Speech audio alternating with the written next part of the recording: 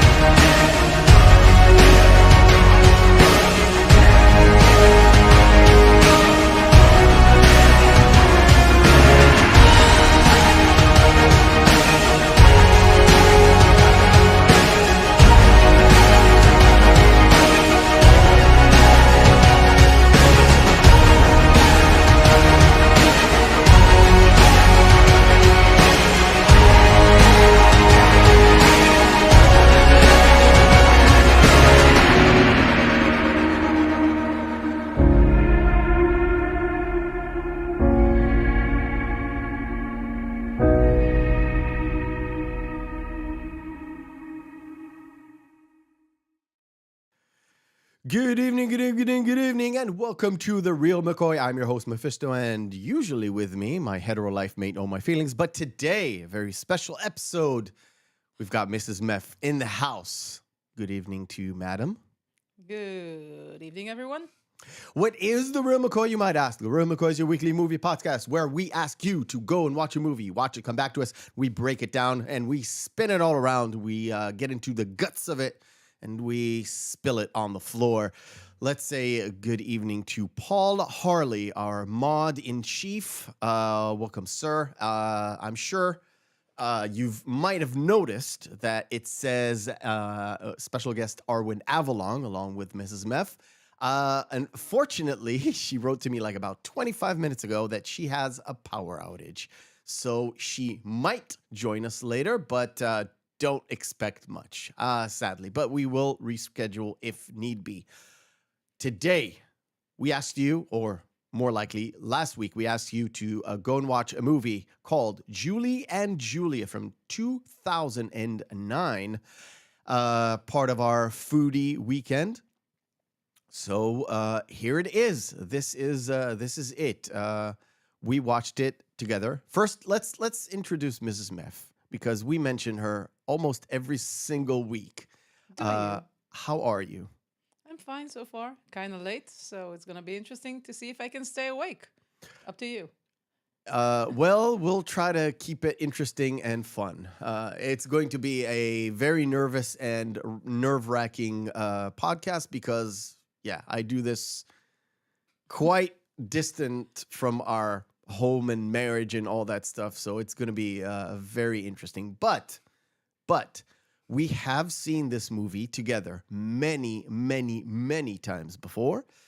But and we kind of discussed it while we were watching it, and we watched it again this week. Yep. And I have to say, it was a lot of fun again.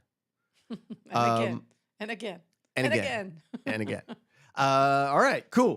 Before we begin, please, out there, YouTube world, like, share, subscribe, all that good stuff. If you want to help me get to 2,000 subscribers, please do so. That subscribe button will turn red from red to gray, and that means you're a subscriber. You can always follow me on Twitter at Meffistoe. You can do me the same deal on Instagram, Meffistoe79. And if you want to email the show and talk to me, give me suggestions, all that good stuff, the Reel McCoy podcast at gmail.com.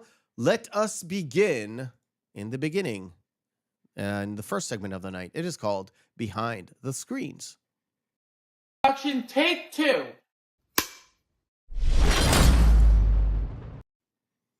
All right, Mrs. Meff. Behind the screens is where we look towards the behind the scenes, the production, the creative stuff, everything going around that is outside of the movie itself. And here we go. The movie has the distinct pleasure of being the first movie ever based on or half based on a blog rather than anything else. It was based upon 2 real stories, as far as I know. Yep, it is. It is technically, the blog is technically Julie's side, as Julia's side is based upon her biography of the name My Life in France. But Julie's side is not only just the blog, it is also on her sort of memoirs. It's not really a biography, it's sort of memoirs that she co-wrote with somebody else, sort of chronicling all her journey beyond what it said in the blog itself.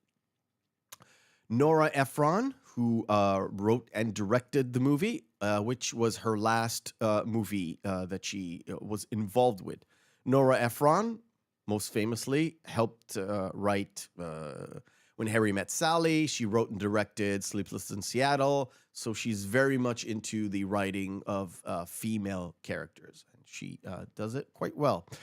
When she started preparing the research, the behind the scenes of the story, Ephron was surprised on how intense the sexual relationship was between Paul and Julia. And just to get into it a little bit, we kind of discussed it when we watched it this week on how much they were sort of frolicking and having this very, very open, like open hugging and kissing and, you know, enjoying themselves even when they're fully private. Sounds natural to me. Okay. And yes, but apparently it went beyond just the, oh, it's cutesy and nice and very affectionate. It was more intense than that. Nora Ephron insisted that every single piece of food in the movie or in the scenes should be a real food, real cooked food, for the actors to have an authentic reaction.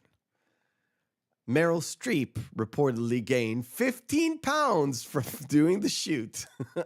I have to say, there's nothing better than butter. Nice.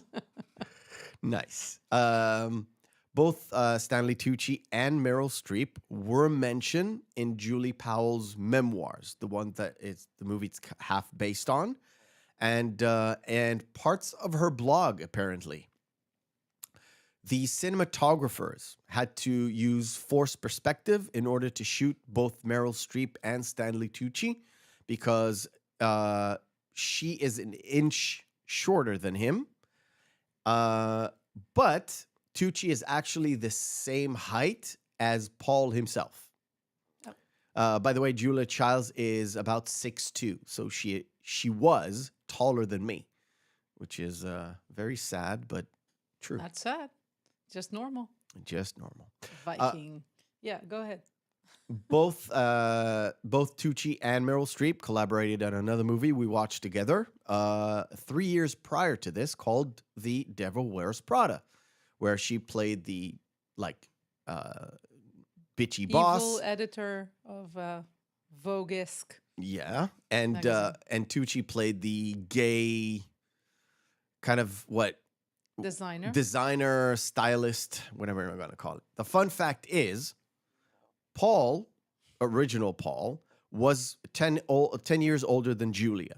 Yep. However, Tucci is 11 years younger than Streep.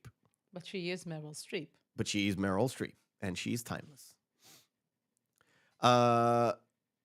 All right. Going into more of the weeds of the story itself, um, the lunch where Julia, Simone, and Louisette sit around and talk about the credits. Uh, they settle for an alphabetical order at the end because Julia kind of feels sorry for Louisette at some point, even though she came into the lunch being more militant. According to the publisher, the original publishers, it would have been alphabetical regardless of that discussion. They wouldn't have put anyone else above the title because it's it's the first outing anyways, so nobody would know them. The book, and you have it right there with you, the book that Paul gave Julia when they just arrived in Paris, not that book, the other book. This guy. The book that Paul gave Julia when they just arrived in Paris is the Larousse Gastronomique, which you have right there in your hands. There we go. It's thick with like 3 C's thick. Yeah. It's an old book. How did we come about this book? Your mom. Yeah, my mom. She randomly gave it to you today. Yes. She didn't know we're going to do this podcast. She didn't know what was all about. She just, would you want to read this book? Yeah, actually, Perfect. she suggested it a couple of weeks ago, and I just noticed today that it was the same book, so I just took it. Nice. Very, very nice. All right, we've got a few more people in the chat. We'll say hello. Hello to G-Man and Squeaka Mouse. How are you, Squeaka Mouse? Hopefully you enjoy yourselves.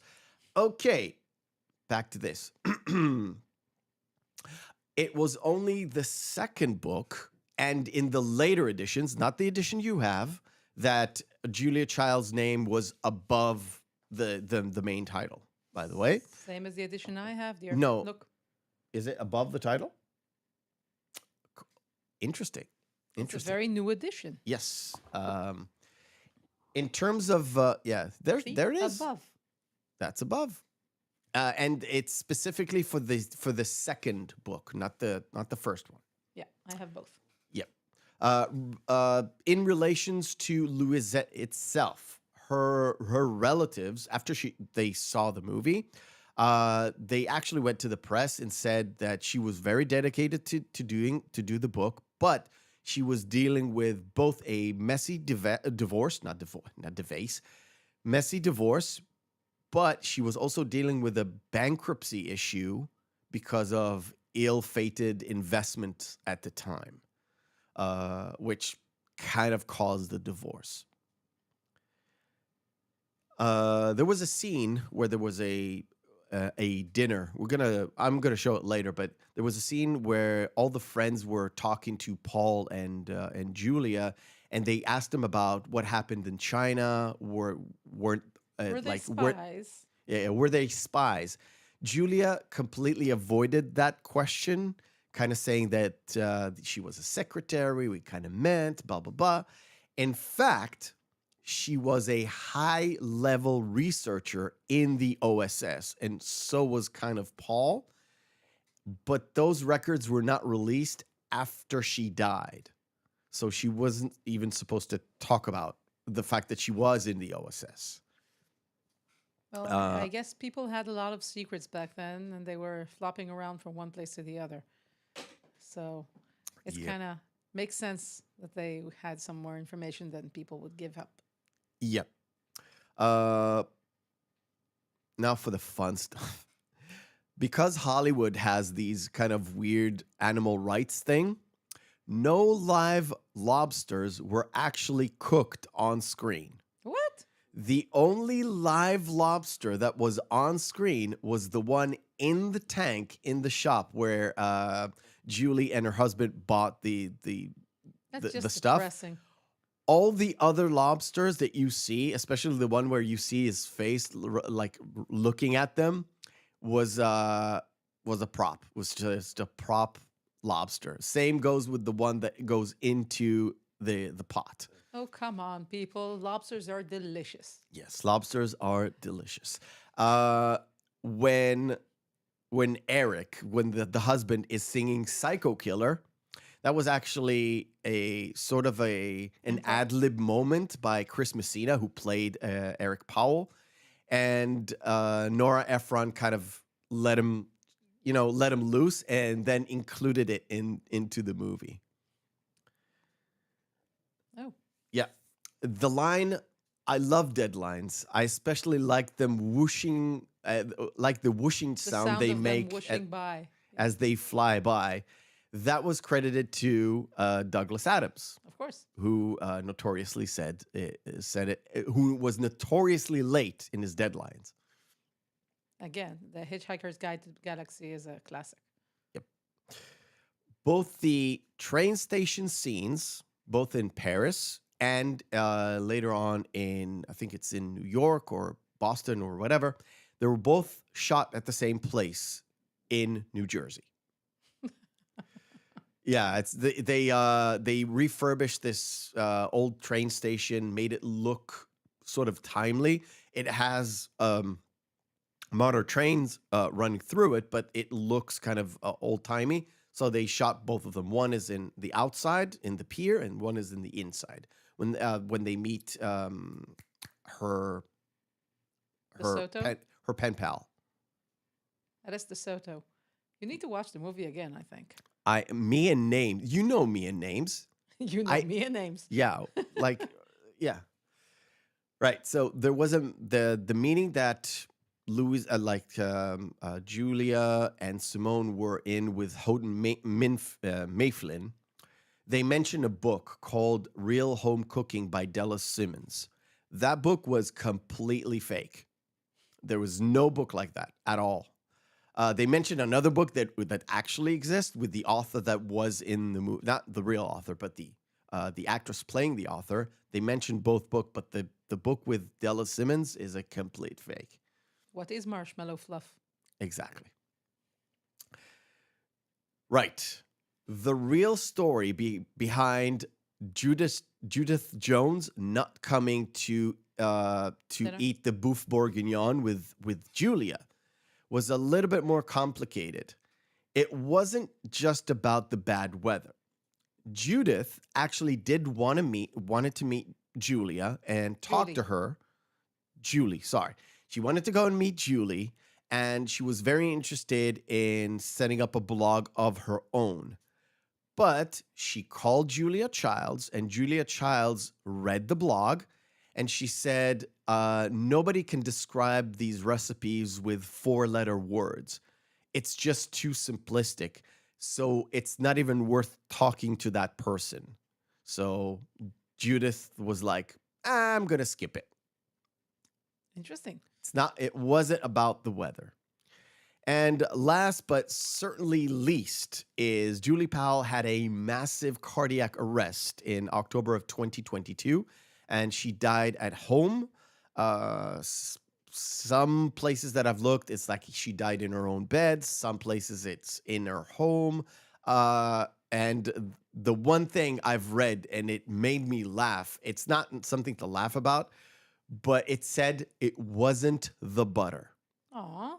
It wasn't the butter. It was some sort of she had it sort of some sort of a sickness or an inherent flaw in her heart, and it just caught up with her. She was 49 years old. Wow, that's so young. Very, very, very young. I think Julia Childs made it to like 92, 93, something like that. She died at 2000, what, 5?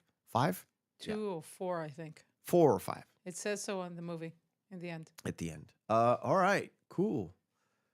That is it. So let us kind of start at the beginning of the movie. We're not going to go scene by scene, but generally speaking, the story is Julie Powell. It kind of starts off with actually Julia Childs, introducing Julia Childs, where the first thing we see is her and Paul in Paris. And the first thing she eats is like this fish, this halibut in Sol marinière. Sol marinière. I see, this is why you're here. This is Sol marinière drenched in butter And vinegar. and vinegar. It's a butter and vinegar reduction that's cooked until the butter is nice and brown butter and nutty, and then you do the fish in it. It's amazing. See, this is why she's here to Yeah, I actually describe. like food. Yeah, we can introduce ourselves. We're both really big into food and the food making process. So this movie is generally right up our alley because it's not only just talking about food, is actually people preparing food, talking about preparing food, and how important it is to sort of do home cooking, even though Julie kind of takes it all the way to the extreme. But sort of that first introduction is, oh, let's what's in Paris? Oh, it's wonderful food. Now we were in Paris, Yes.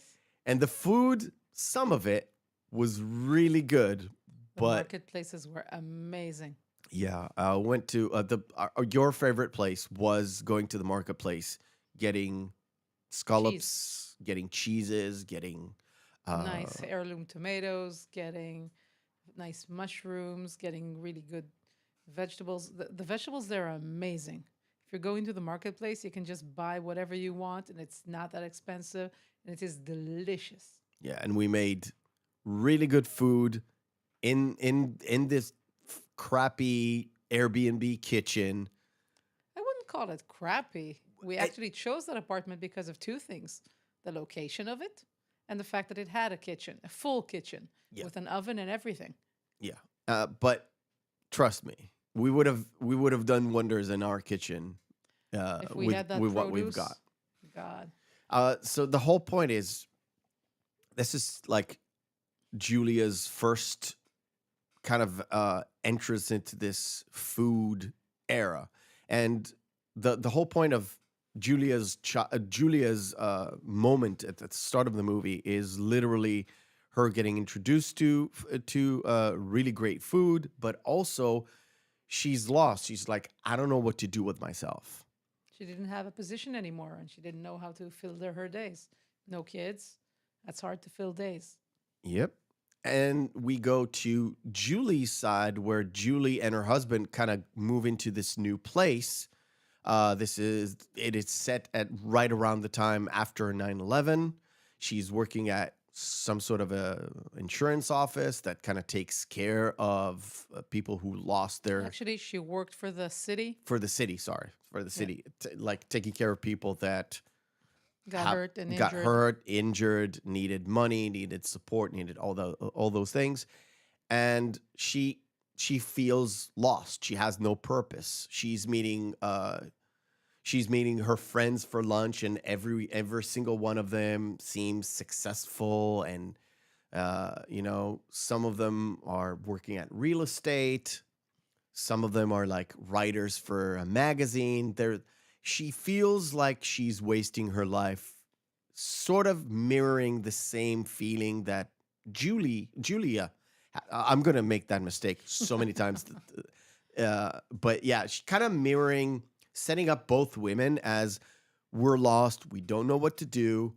What's next for us? Let's cook.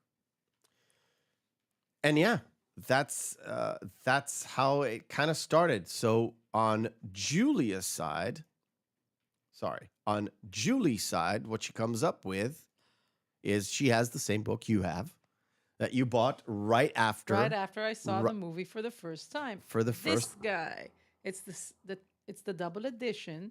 It has both volumes, not just the one that she has. So I have twice as many recipes. And I just saw it and I decided I want to read it and cook according to it. Not in 1 year or the entire book, but it is an amazing book. If you actually work through it, one word after another, you can actually get really, really, really good recipes out of it. And to be fair, the whole point of that book that Julia Childs wrote, and why she was, you know, being promoted to this TV thing that she did later, which is not in this movie, but it kind of is the fact that it was written for people who are too Servantless. timid. Yeah, too timid to go into cooking. Oh, there we go. Hello. Hey, Hi. man. I'm Hi, so are we? So sorry I'm late. It was a power issue. I had another stream this morning. The lights flickered for a moment, and then it wasn't long after that. There they went. But everything is good, back up and running. So I'm here. All right. Arwen is here, so let's introduce Arwen, our esteemed guest. How are you? First of all, how are you this day? This I'm lovely good. little Thanksgiving weekend. I'm doing great. I'm doing good. It was a good day for us, and yeah, I'm thankful to be here, and hopefully the holidays will go just as well because I really did have a good Thanksgiving. But how about y'all? How have y'all been?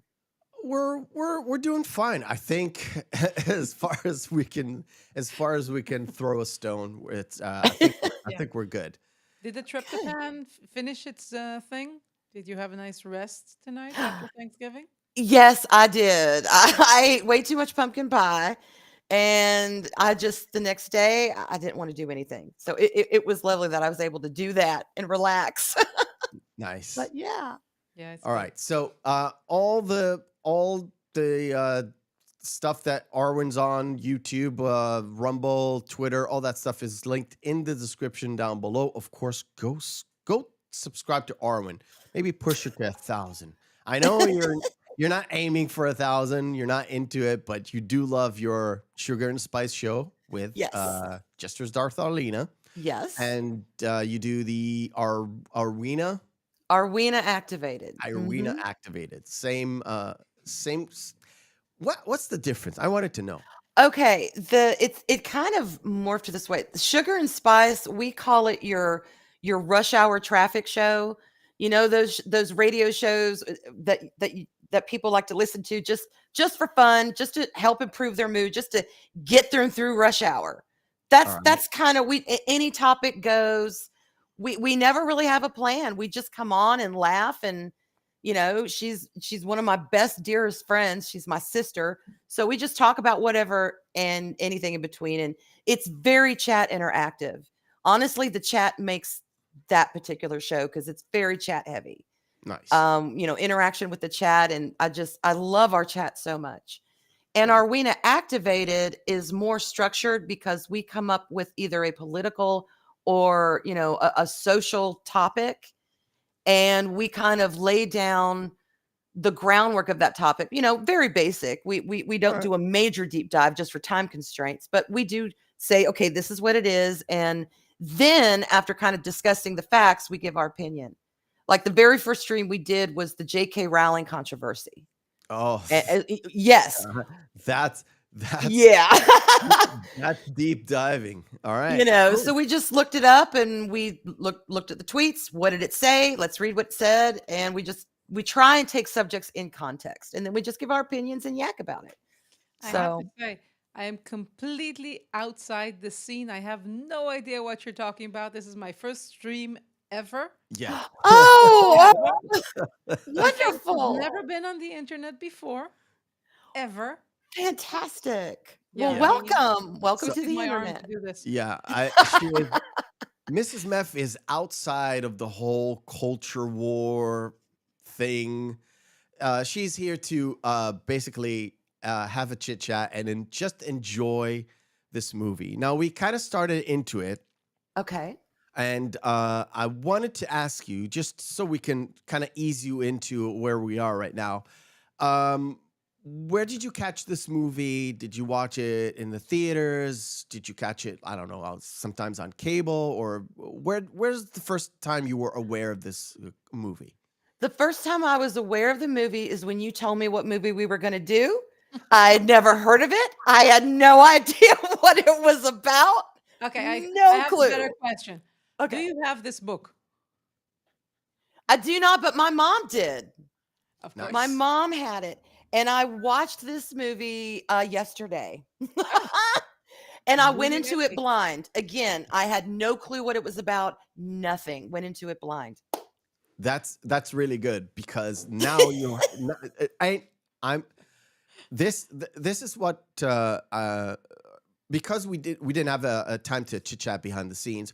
I wanted to the one thing I tell most of my guests, and this is I tell probably all my guests behind the scenes, even if you've never seen the movie, Mhm. and I invite you to come on, you just need to watch the movie. You don't need to know anything about the movie. You don't need it. You have to go blind because this whole show, I call it a podcast, but it's a show. The show is to try and get you to pick up hopefully great movies and enjoy them. Maybe you've heard about them and didn't have a chance to watch, or it was like, I don't know, I don't like the actors. Maybe it's a shit movie, Mm-hmm. and you just go on. And the whole point is to get you to watch. So giving your first impressions of it is absolutely great because I will never have the first time watch experience for this movie. Mrs. Meff and I watched this movie at least 7 times I together. think, yeah. 5, In the 6, last 7 times. 10 I don't know.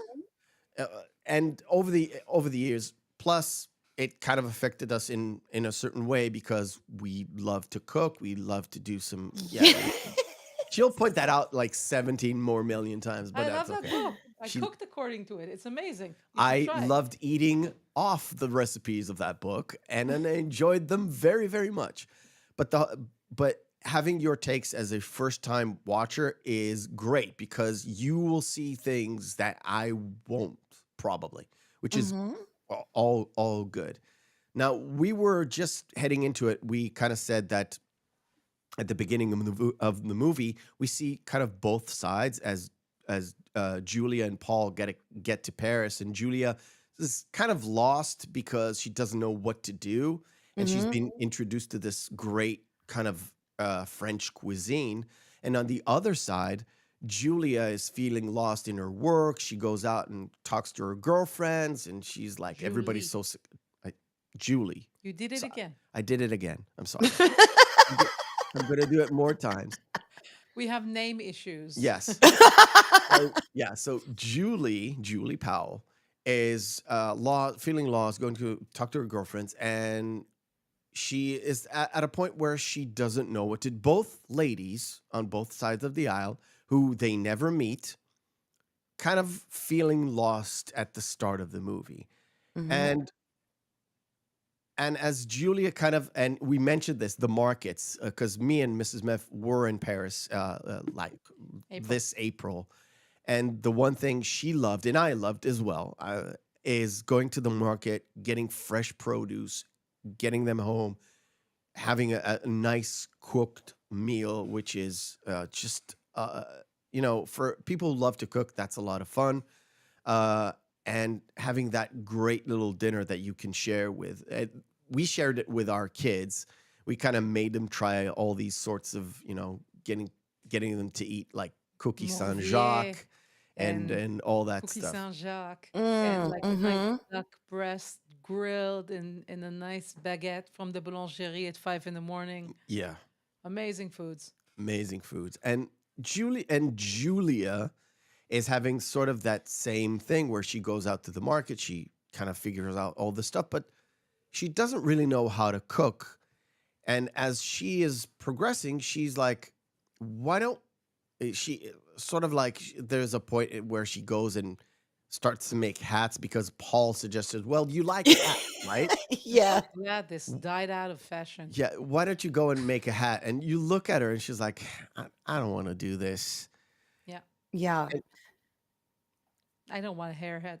She's looking for that something. She's happy to be there. She's, proud of her husband. It's like all the boxes are ticked, but she's trying to kind of Bored. soul search out. Yeah, what is it that makes my box tick? What am I going to do?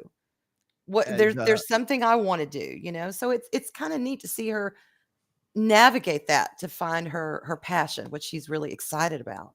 And Both we of them. mentioned this before, but the book she has right now, we got it today. Fantastic. My mother, it's like suddenly, why don't you get this book? And suddenly it kind of fits with the whole show. So But I have it in English, not Yeah. in French. not in Not French. in French. Well, And- the scene where she's where that you just the picture that you showed where she's walking down that outdoor market, and that made me pine for something like that. I'm not a massive foodie, but I do enjoy cooking, and I do have a little bit of a skill at it. I And enjoy so, eating. yeah, I enjoy I eating. Yes. And to see that, I'm like, oh, look, she can go and she can talk to the people. She can find out more about the produce. She can see it, smell it. You're outside. I mean, it just looked, it was a fabulous scene. And to be Really absolutely was. fair, when we were in Paris, it's a little bit more structured, as in the full boulevard, and Mm-hmm. there are stalls already made. And what they do is they just drive in with their sort of trailers and they just open up.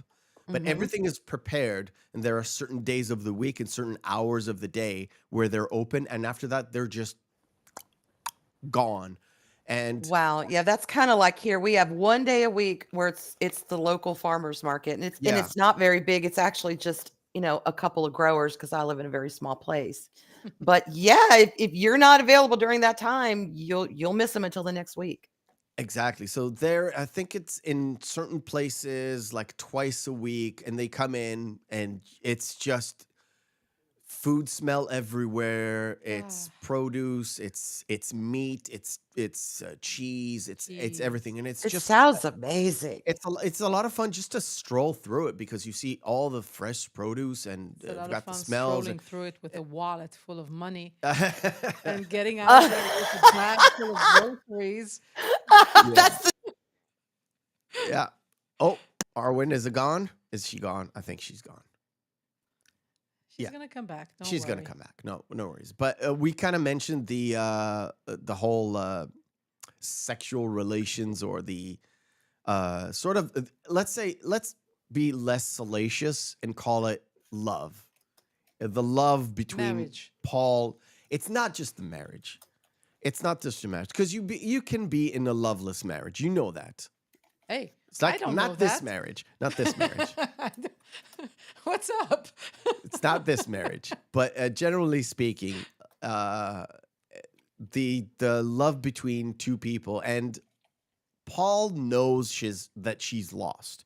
He can tell that she's lost because he keeps suggesting that she does something with her time with herself, and it's sort of again mirrored towards Eric, and Eric kind of pushes Julie.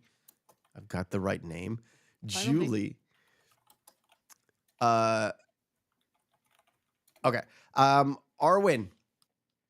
hello. Hey, we There we can go. hear you. We can hear Okay, you. good. It was weird. It was like all of a sudden everything looked fine on my end, but y'all couldn't hear me. Anyway, I Yeah. apologize. It has just been a Yeah. terrible day for Did you tech. hear his comment on a loveless marriage? I'm insulted. What? I didn't say this marriage is loveless. What? He said it was going to be a dangerous one for him because I'm here. Yeah. It's all Uh-oh. dangerous. It's all dangerous. Anyway, I was Yeah. saying it kind of mirrors his sort of Paul's support to Julia is kind of mirrored when we look at Eric, where he pushes her to do something, to write a blog, to do Yes. some writing as a sort of it starts off as an exercise, but it kind of morphs into I need it. So Julie says, I need a challenge that I can start and I can finish. That's why she sets herself that year, the time of year to sort of make something and sort of have a task and fully complete it because she honestly said, I've done so many things in my life that I started and didn't complete. This one Hmm. sort of has a time limit. It has amount of recipes, so it's 524. yeah. I know. I was thinking about that as she's doing it. I'm going, wow. Now, would those recipes include like sauces Sauces, yeah. and things so she could kind of combine 2 or 3 in one dish? You can do 6 of them in one dinner. Yeah. Brilliant. What I Right. really loved about you talk about how Paul kind of mirrors Eric and kind of shows that support.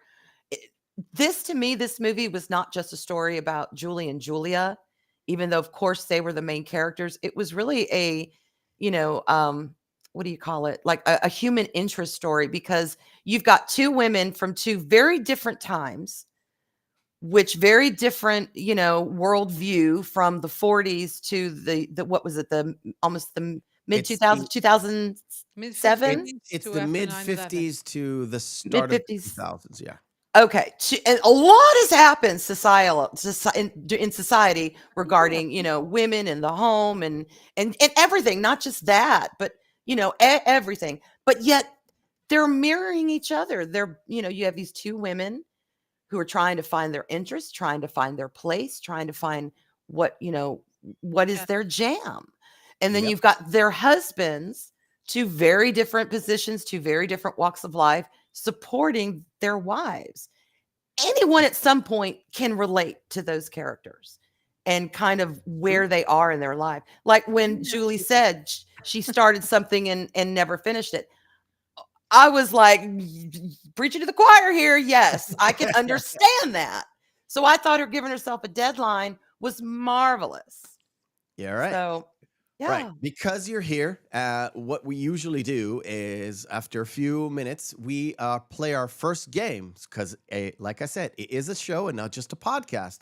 The Okay. game is called Missing Marquee.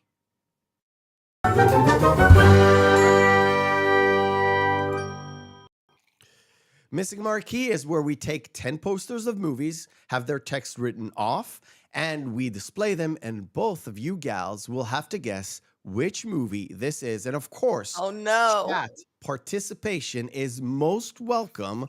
Here we go. Let me set this up quickly. And just go. Ah. Who goes first? Oh, I know Whatever. what this movie is. I just know the name of it in Hebrew. That won't be very helpful, does it? Okay, Yep. I'll say it in Right. English. You could say it in Hebrew. It's Go Naked ahead. Gun. Naked Gun, but which one? Oh, I don't know which one. All those posters It's look 2.5, alike. I love them. I think. This is 2.5. Yes, good. You got it. That is Naked Gun. And this one? Ooh. red. Ooh. This one is Arnold Schwarzenegger. No, it's not 33rd and a third. There is 3 bullets, but it's 2.5. Oh. Which movie did Arnold Schwarzenegger do?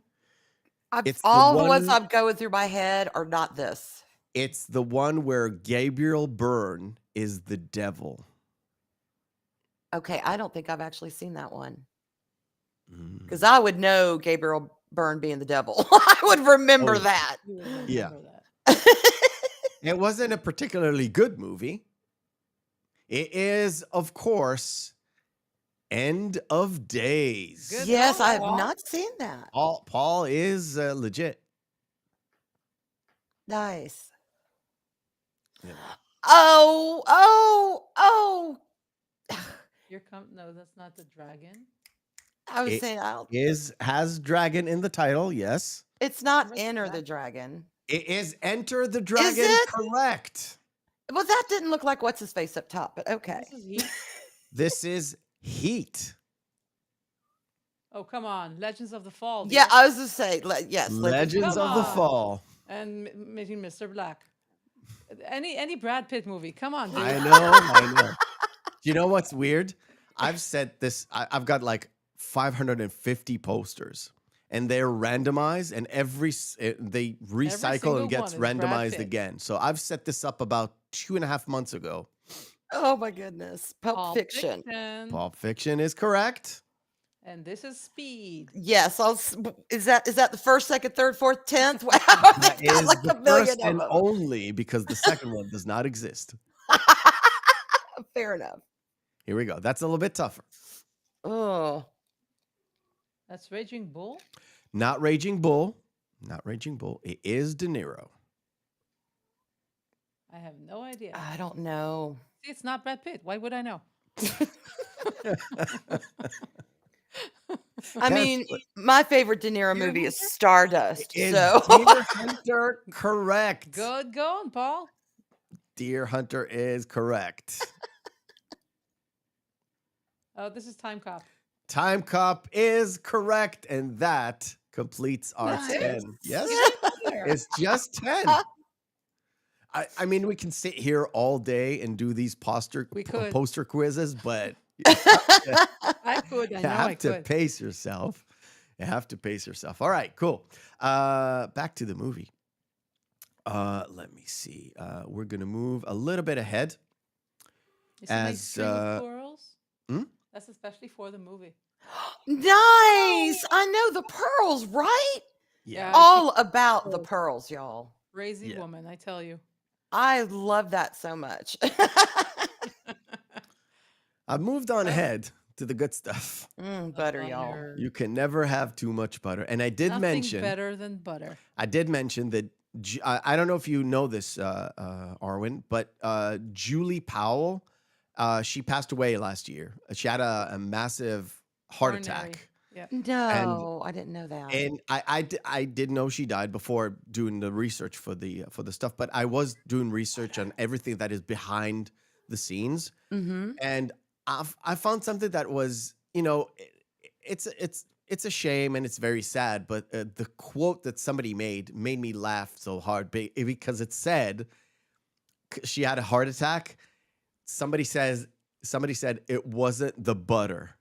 So like, okay, where's it coming from? Like, she had some sort of a defect in her heart, so it was just a matter of time. Which the butter aggravated. No, the butter did not aggravate it. I refuse to say.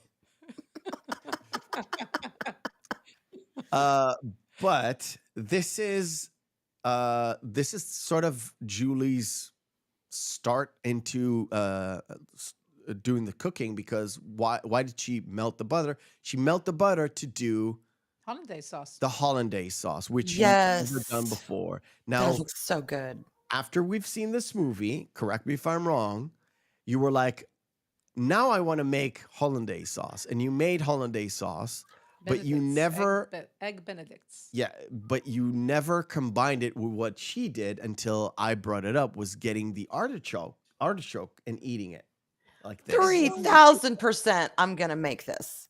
Oh, you have no idea. 3,000%. After have seeing no that idea. scene, Yes. I'm like, I'm gonna try it. I don't care what it takes, and I'm gonna dip everything in that because I like sauces like Everything. that. Chocolate, you can dip in it. Yeah, I'm gonna cut steak and try it. I mean, potato. I may pour a little bit over my potato. I don't know, It's- but it just looks so good. It's really good. And if you don't like mayo, it's a really good substitute, because it's as creamy as mayo, but Yum. it's different because it has the lemon in it to make it Mm. tangy. Much more tangy. Yes, and I love mayonnaise. So right there, just looking at it was like, looks so good. Yes, I'm gonna try it. Absolutely. Nice. Page 223. Page 220. Well, it's funny you say that about the cookbook, but okay, I said I was going into this blind, right? When I saw Julia Childs, as soon as I heard Meryl Streep do that voice, I'm like, wait a minute, is the Julia legit Julia Childs? And my mother loved Julia Childs. And one of my first memories is, and here we have the Chicken Sisters, or watching Julia's Childs. You have to understand. Loved it. Where we live, there is no book. Yeah. It never reached this country. I had to order it, especially from Wow. Amazon, Yeah. and Yeah. pay through the roof for the shipping. Well, yeah. And we she's didn't, amazing. like, when we grew up, we didn't have Julia Childs. We barely had any cooking shows until late 90s, Yeah, late 90s. right? That's when Late food got 90s. here. So we had a little bit of, on cable. Sometimes we had a few. Not Do you really. remember that Italian guy? That Italian chef? I don't remember his name. But it was like half comedy, half doing stuff. I remember it. Anyway, It was terrible here. It was terrible. Food in Israel was terrible. it's Terrible. yeah. It's not a lot better. Yeah, we But got generally stuff- speaking, yeah, till the cooking shows were like a thing here, there was we didn't grow up with Julia Childs. So I think I knew the name, but it was like talked about in some movies or something. Mm-hmm. Well, yeah. she's a staple. She really is a staple here, and people love her not just for her food, but for her personality, because she has this fun, no nonsense approach to cooking that is infectious, and it makes you want to get in there and try it. Why not? And a lot of most American kids, now, kids nowadays may not know who she is, but of my generation, definitely. We all know, because our moms had the cookbook. Our moms liked Julia Child. My mom could not cook to save her life.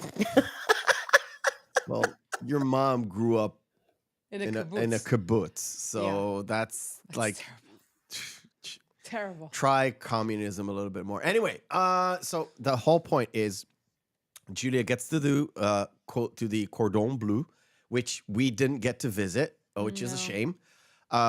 But she gets the Cordon Bleu. She kind of muscles, and it wasn't her personality to like take like she was a no nonsense woman since forever. Especially because she came from the OSS, which was the predecessor to the CIA, and they kind of mention it in that dinner. And it's like, I wanna cook. They put in this remedial kind of beginner thing, and she goes back and How like, to I want to boil be an egg. I want to be learning the good stuff. I want to learn what the chefs learn. So they put in this thing, and the only guy who kind of gave her a chance was the main chef guy, where he saw her struggle in this particular scene where it's like, okay, you don't know how to cut. I'll teach you how to cut. And then you have to, you have to train this. You have to know how to do it. So she trained so hard. The next scene is the funnest because she goes home and she cuts a mountain an absolute gigantic mountain of onions. Oh, that's a lot of onions, y'all. That's a lot of French onion soup. Oh, that's true. It's a good point. Yeah. Oh my goodness. And the thing is this: if you want to be good at something, you have to repeat it again and again and again. So that's make it muscle memory. She just trained it, and this is Paul at his best. He comes in, he's like, oh my God, this fucking onion everywhere. But he understands why she needs to do it. But he kind of casually leaves. But you do you, boo. It's fine. Right, exactly. And again, the human interest thing of it, when she's sitting there, it's like, okay, she's in this class, and the guys are kind of, okay, whatever. They're doing their thing, paying her no mind. And the head chef or the teacher, I don't know his proper term, but he goes over. Yeah, he recognizes that in her. It's like, okay, I'm going to show you how to do this, but it's up to you to get up to speed with everyone else. I'll show you. I'm not going to kick you out. Here's the knowledge. Now you have to go forth and do something with it. And how many times do we kind of need reminding? Just, okay, I'm shown how to do something, and now it's up to me to go ahead and make something of it. I just thought I loved that scene. I thought it was very cool. And that today, all you have to do is turn on your Megimix, just throw the onions in, and that's it. Yeah. not like me, I cut it by hand. You know that. Yeah, but you don't have to. Sort of like we said, in everything in this movie is kind of mirroring each other, but in a very different way. Where Julie, sorry, god damn, where Julie is having a rough time with a lot of the recipes. So she has, I think the Aspects was before this. Aspects is terrible. Aspects is terrible. What Anyway, is that, like a Jello mold? Based Jello. Ooh, yeah, I won't be making that one. Yeah, it's a broth-based gelatine that you need It to. comes off of the bone. Yeah. If you cook Wow. the bone long enough, all of the gelatine comes out, and then it just sets. Oh, It's something that in the 50s was considered high end, and today it's like yuck. oh, yeah, that's not for me. And like we mentioned before you kind of arrived, the stuff that is behind the scenes is Hollywood has a lot of these rules about animals. The only live lobster is the live lobster you see in that tank right there. all of the other ones were puppets or replacements, were props. That's it. Good. All of them. Even the one that was looking at Julie funny in the car, That was which great. was hilarious. But that was the only one. The only one that's alive is there. The other ones, yeah, that's just props. They Ugh. didn't cook a lobster. They did eat a lobster, but they For didn't. good reason. They didn't have a live cook off on the on screen because of animal rights or whatever, which is The crew ridiculous. missed out on a delicious lunch. Yes. I can't do it though, y'all. I couldn't kill. I just I don't. It- I'm a wuss. It's the truth. It's- Those big things looking at me and its big old claws. Oh no, I don't want to touch it. I've never even had lobster. Did you have lamb?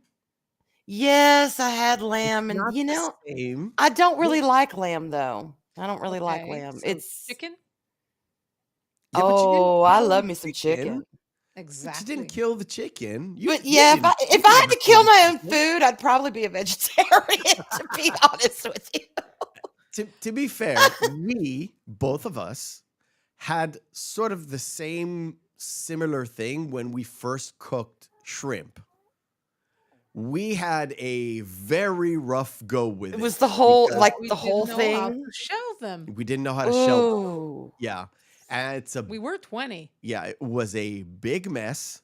It wasn't the jumbo shrimp. It was the little tiny shrimp. The teeny ones. Yeah, where when we saw it on TV, it was like, okay, you need to shuck it, you need to open the thing, you need to take out the vein. The thing is, we were started to open these things and we started to cut them, and most of them didn't have the vein. I was like, what is going on?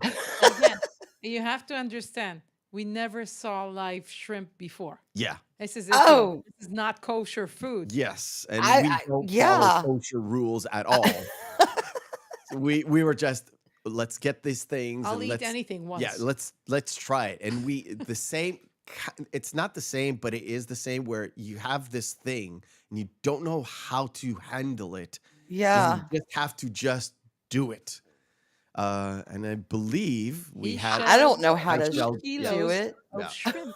yeah, it was Did- fun, was not was fun. it good? Did y'all cook it up was and eat it? Was delicious. it It was good? delicious, That's yeah. good. Then it was worth it. It was worth it. It Yeah. is. And the fact that he sang Psycho Killer was just, Lobster yeah, but it's Psycho Killer by approximation. Talking Heads, by the Talking Heads. But it's fun. And when they got their friends there, it's like, oh, I love lobster. Please cook me lobster every day. I'd be willing to modern try it. days, Yeah. I'll try it, but I'm And- not gonna cook it. And as Julie kind of develops and her blog kind of starts to take off, on the other side, Julia kind of, she finds her friends. She finds Simone Beck and Louisette Bertol. Bertol. And they kind of, there's sort of a social group kind of a setting, or Mhm. was it in the like the ambassador? In the Yes. Or ambassador- the ambassador place. Yeah, but the idea is that they were all trying to cook and learn how to cook and teach how to cook. So that brought them together. They were moving in that same circle. Yeah, and the fact that they were friends together, as Julia went to take the test, and it's her first failed test, and when she talked to her friends were like, yeah, but you can take it again. There's not a big problem. Just take it again. Plus, you don't need the diploma. You just need to know how to cook, and Right. you can teach whatever. But she's kind of like you, where you need that diploma, right? If you need to finish something off, the diploma makes a nice little ribbon around it and says, done. Yes. Exactly. Yes. And they're off, and they have sort of that same conversation where we need to, bring it, if we're teaching it already to Americans in Paris, why don't we just do a book to sort of go towards the Americans, and we'll have Julia come on this journey with us to make sure it kind of fits with how Americans would like to cook French cuisine or how to understand. I have to say something regarding the metric system. Most people in the States were imperial in that time. So Still. converting things from metric to imperial is impossible. It's not impossible. It's impossible. It's possible. It's that's impossible. why they worked on the book so much. Erwin, do you know what a millimeter is or a milliliter? I've heard them, but no, I don't have a concept in my mind of what they are. Impossible. It's either half an ounce or nothing else. I Not mean, everything is I done mean- in ounces. yeah, but you know that's why all the cups come from. You need a cup of sugar because a cup is a cup everywhere. The No, point is, it's lots of different not. cups looks different. They're coffee cups. They're like big mugs like this for rice, and they're like tiny little espresso Yeah, cups. there are standards of measurement that are Gigantic vaulted cups. that are legit. Okay, this is a cup. Anything else is not. I'll just help you. A stick of butter is 110 grams. Which is There you go. Half of this. half of this. Yeah. Which is weird because some people just take a stick of butter and like eat it like that. I Ew. can't do that, but I can slather it on bread. Yeah. I can Oh, do that. Mm. If you toast the It's, bread and take Yes. a clove of garlic and just run over it and then Oh, put on the butter with a bit of salt. yes, that has been the best. Nice fresh bread. Too bad we can't have it, baby. Have it. Yeah, I can know you make can it. have it, but Yeah, we're diabetes is a bitch. yeah, diabetes is a bitch. Anyway, I want to move a little bit forward, because we don't have all day. Anyway, her sister. Let me ask Arwen, because that's the first time you've seen the movie, where she's looking forward to kind of talk to her sister. As the moment they meet, the sounds that they make, Oh, like oh, they might as well be Southern because we could get loud down here, and it's just this whole movie just warmed my heart. It really did, and to see her sister come in and the way they both reacted, and I loved it. I just thought it was charming, and it was a great introduction because you know everything you need to know about her sister the minute she gets off the train. You know who she is, and you fall in love with her because you're already in love with Julia. Kind of yeah. two peas in a pod, not identical, but definitely, similar.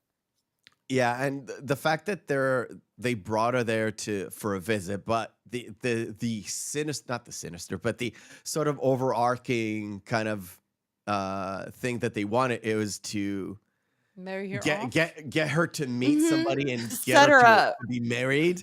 Yes. And they bring her this lovely tall young is not young, but tall individual, and then she goes out and has this,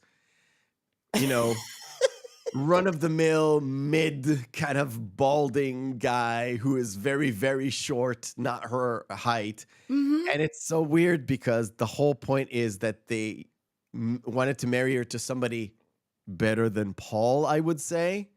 But she chose somebody that kind of looks like Paul eventually. You're taller than Paul.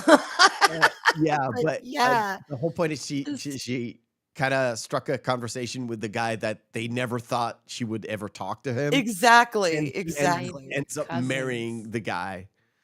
Yeah. and- Sorry, I can't remember the names of everyone. I'm sorry. Okay, then say it. Ivan Cousins. Oh, God damn it. Anyway, the point I wanted to make is not just the sort of getting to see her relationship with her sister. It's something that came up a few times in the movie itself, and that's a sore point in Julia Childs' sort of her life, is the fact that she so much loved Paul and Paul loved her so much, but she couldn't have any children. She met Yes. him at 34.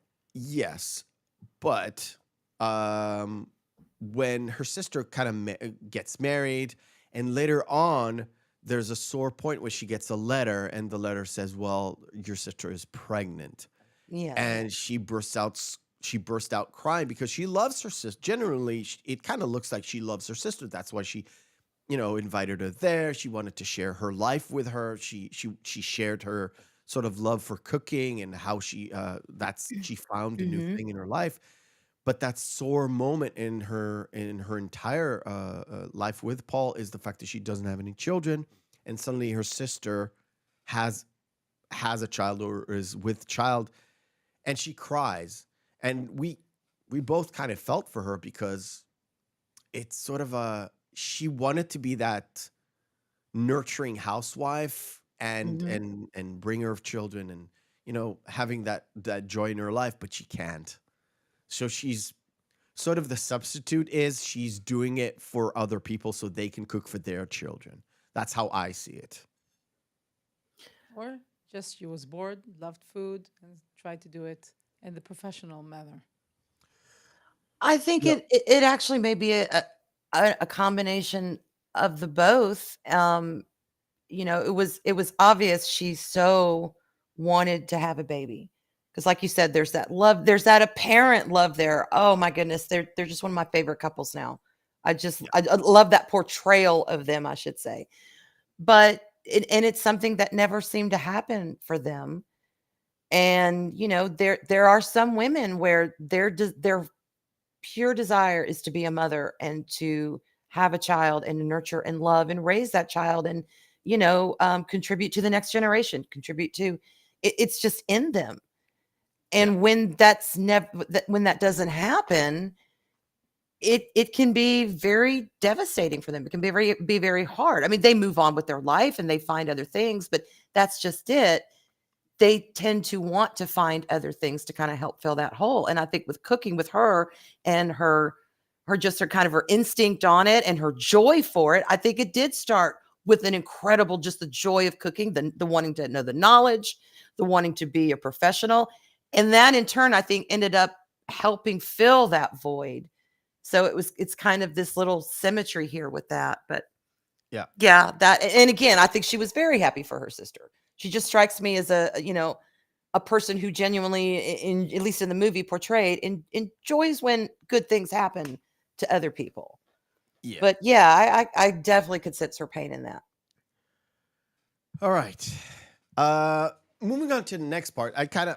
I'm moving a little bit more forward, which is fine. We're gonna skip a few scenes. The one scene that we kind of discussed in earlier parts is when the editor of the book, Judith Jones, kind of calls Julie and sets up a meeting with her. And Julie is like, "Oh, this is the time to bring out the Boeuf Bourguignon because it's the first recipe that Judith Jones, the girl who kind of edited that book, Woman, not woman, the girl, the woman.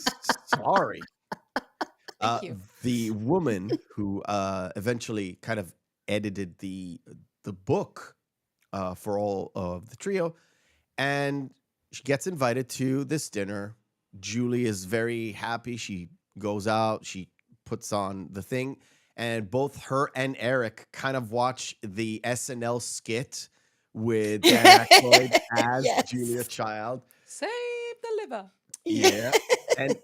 And to me, it's such an endearing thing because after we watched this, we actually went on YouTube and watched a few episodes of Julia Childs, Oh and yeah. and He did her perfectly. yes, he Yes. did Yes, her he does. perfectly. First of all, the mannerisms and the voice, just like Meryl Streep, kind of hit that voice, Oh, she and not only did. that, he hit the whole sort of you have a bird, but you need to cook the bird to give it respect and cook everything in the bird, even though it kind of sounds weird to save the liver or to save the heart or to do the sort of giblets and all that stuff, which Hmm. was a bit foreign back in the day, in sort of the American cuisine. And yeah, she was going towards the French version, which is, yeah, you have to, cook the whole thing and either that or just make do with all the different parts. So that's a little nice little sideways to give homage to this was back in the day one of the most famous impressions that SNL did back in the day. This was like Mm-hmm. the first or second season, so Yeah. that's like the original crew. And then of course, uh, the the both Eric and Julie fall asleep.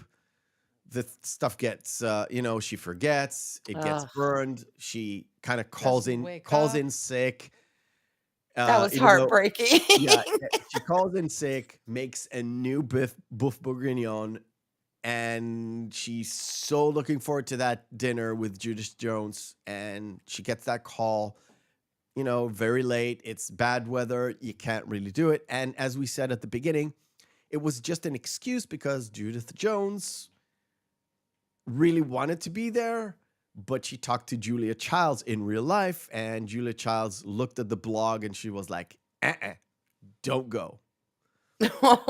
Yeah. So that's a bit sad. And then, of course, she goes out to work the next day, and her boss is like, look, I know about the blog. Just don't let it affect your work because we're trying to help people here. Because she is working in an office where they helped victims of 9/11. Yes. Yes. So it's like, if you need a time off, just tell me and we'll make it happen. Just don't lie to me. Mm-hmm. Don't mention this job on Yeah. the blog anymore. Yes. Yeah. Yes. Sort of like stay off social media. Don't mention it. Sort of. I know the feeling. Yeah.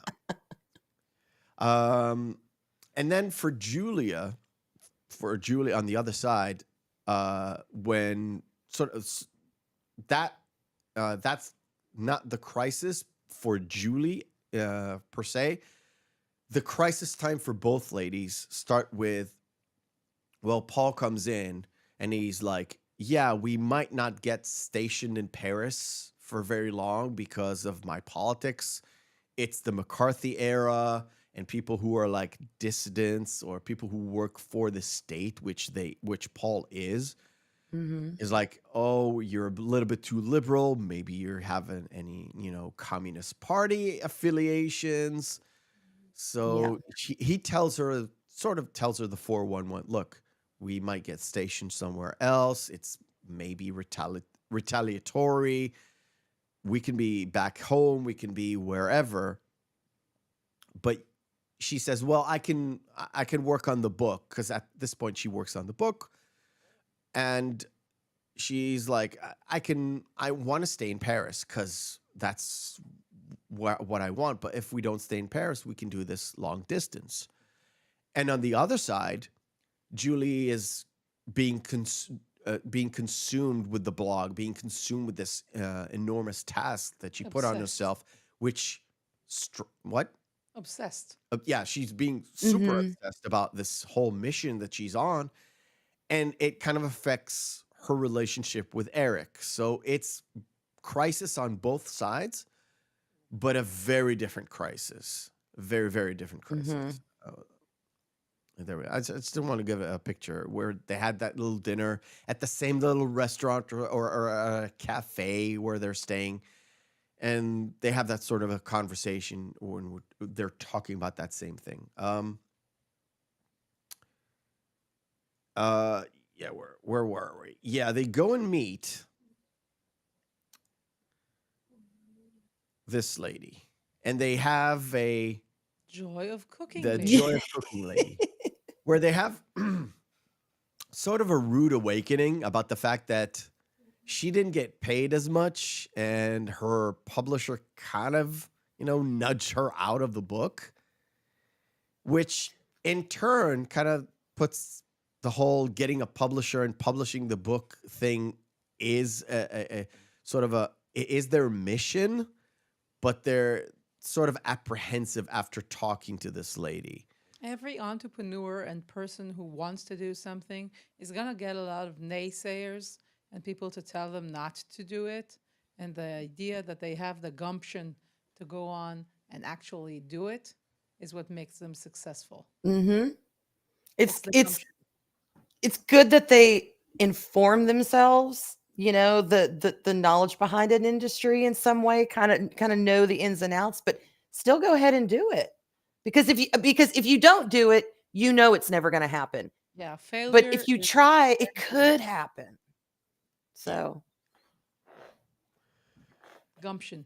And then, yeah, of I course, like that word, gumption. That's a good and then one. of course that conversation that they had where Simone is complete, like she's like had it with Louisette. Like you're not working, you're not doing anything. You're Like, not Your doing headaches and well. stomach aches and Yeah. dentistry. And yeah, I was like, oh, I have a headache. And like I said, Louisette, or at least the relatives of Louisette, said she was dedicated to the book, but she was going through a messy divorce at the time.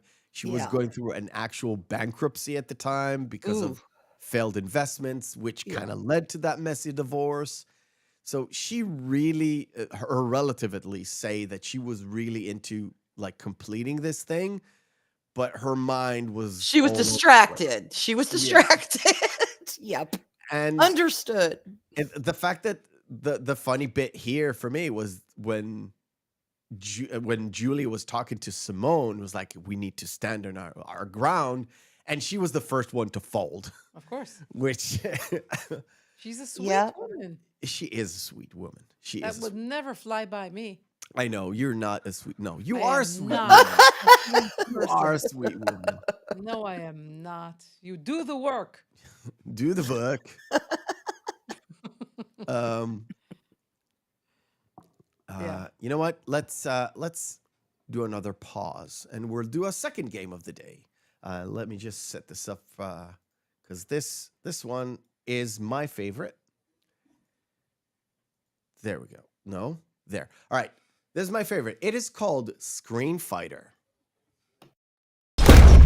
Round one, fight. Screen Fighter for the uninitiated is we take two movies, pit them together, and see which one is the best one. If there's no discernible difference between the two, if both of them are good or both of them are bad, our criteria is Friday evening, Saturday evening, out with the boys, out with the girls, out with your significant other, whatever it is, two movies in a vacuum. Which one will you pop in? And this is it. We'll go with Arwen first, then Mrs. Meff, and then I'll give my 2 cents. The deal is this. We've got two movies. Which one will you pick to watch? Chat participation, Oh. like every single time, is most welcome. Just throw your pick. Arwen, Interesting, Seth. about Interesting. Schmidt or Enemy of the State? Do we just tell you?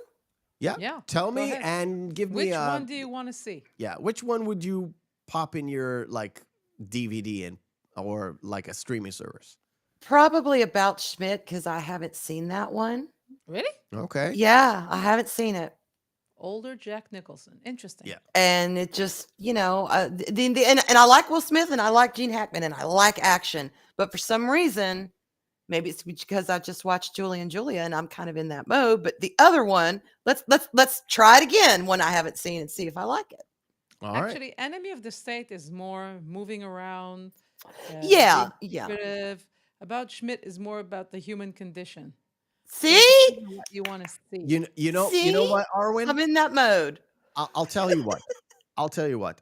I'm gonna pick About Schmidt. Even though I would normally pick Enemy of the State, About Schmidt, Jack Nicholson is the least Jack Nicholson ever.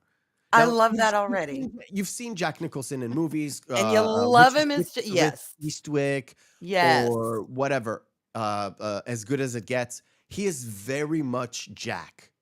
Yes, he is. In About Schmidt, he is the least Jack Nicholson of any other movies you've ever seen. So That go ahead excites and me pick it because up. I know the man's a phenomenal actor, but again, he's Jack Nicholson and everything that he does, and it's phenomenal. But I'd like to see him do something totally different.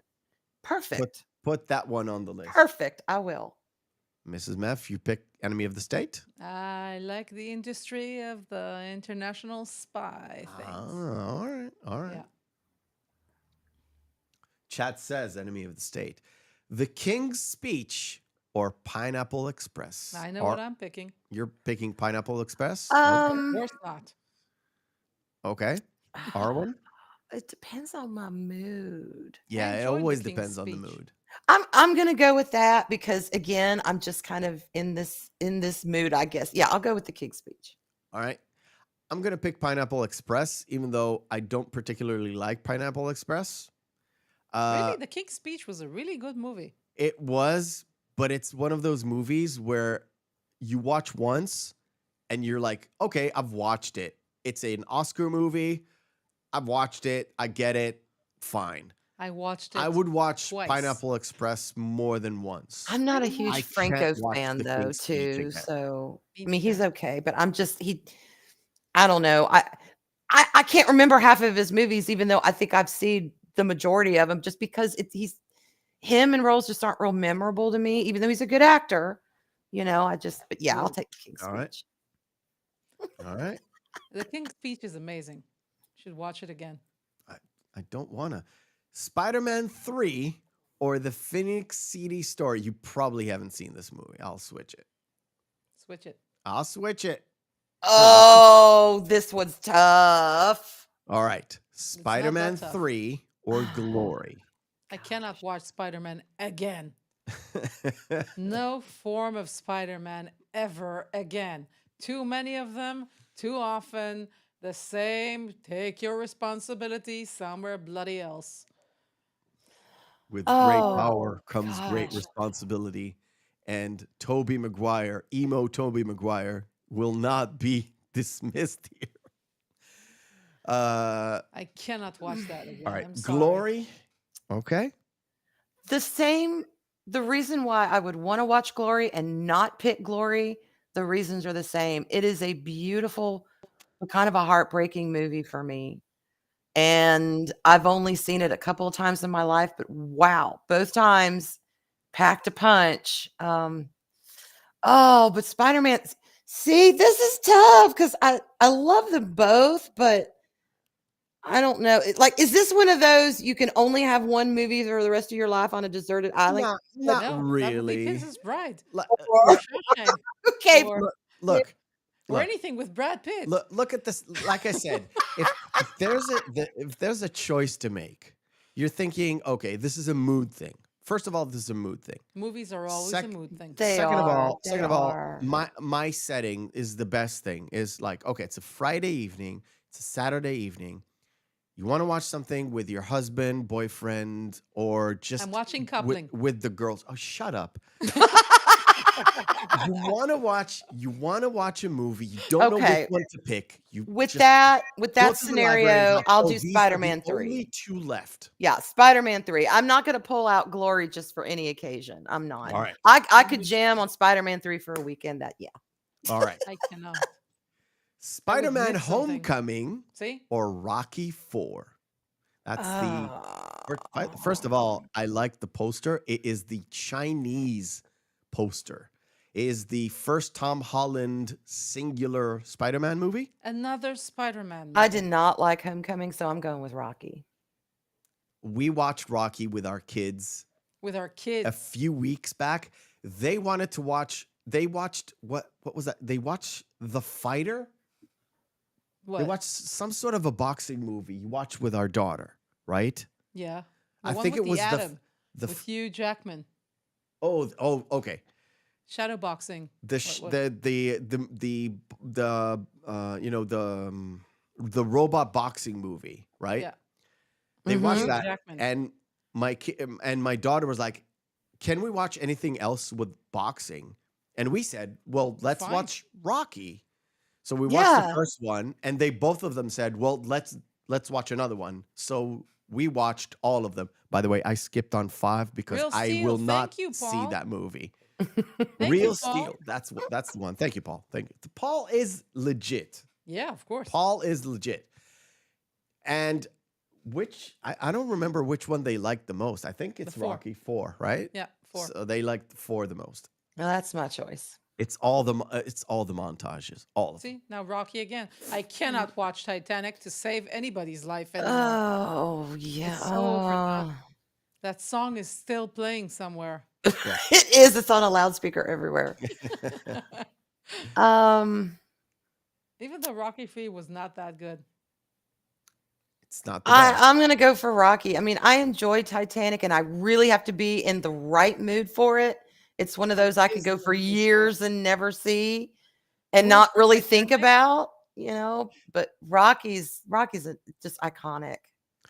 So yeah, Rocky. It's Rocky 3 for 3 reasons. 1, the iceberg. 2, DiCaprio. 3, that fucking door they were riding on that can generally fit 2 people. So 15 people could float on that fuck thing. Rose. Fuck her. Sorry. I'm not a big DiCaprio fan either, but he did all right. I This mean, movie I haven't seen before. But Terminator 2 is a classic. Yes, it is. oh, Terminator 2, y'all. Yeah. Terminator 2, no contest. There is no contest there. No. The best Terminator ever. I love Hasta you. la vista, baby, Ant-Man I and love you, Wasp, Paul. whoever Rocky you are. 3. I pitied the fool. Ooh. right. Oh, I know. This one's easy for me. Oh shit! It jumped on me. Okay. It was the good, the bad, and the Ocean's ugly. 11. Oh, and something hands else. down, That's the 1,000% good, bad, and ugly. Okay. Ocean. Ocean's Anything with 11. Brad Pitt, I told you. Okay. Shrek Darwin? the Third. I love the Shrek series. I love the Shrek series. It's but the worst of the bunch. It is, but okay, I have to tell a really, really quick story about Okay, no Shrek. problem. Go And the ahead. reason my bonding with Shrek. When my son was 4 years old, make a long story short, he walked out of the door early one morning when my husband and I were still sleeping and was gone for almost 3 days. Oh my God. Yeah, let me tell you. We got him back safe and sound. He had wandered up about half a mile and he found a home that some good people owned on their own property that they used for storage and Oh, the lights were God. on, everything worked. He went in, he made himself a nest, he was fine.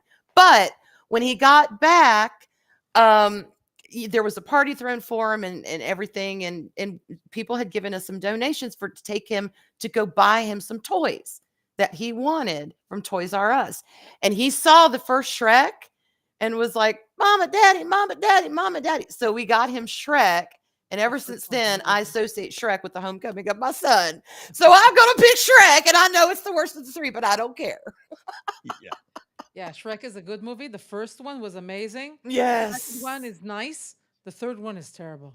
The fourth one has Has its the moments. do the roar. So I'm Yeah, do the fine. roar. Make him do the roar, Daddy. Do the roar. Do the roar. Do the roar. Yeah. So that's yeah, what's up. I'm pretty biased to Ocean's 11. I love all 3. Really? I prefer. Yeah, I do. Even the I second one? prefer. No. I'm very critical. She's very.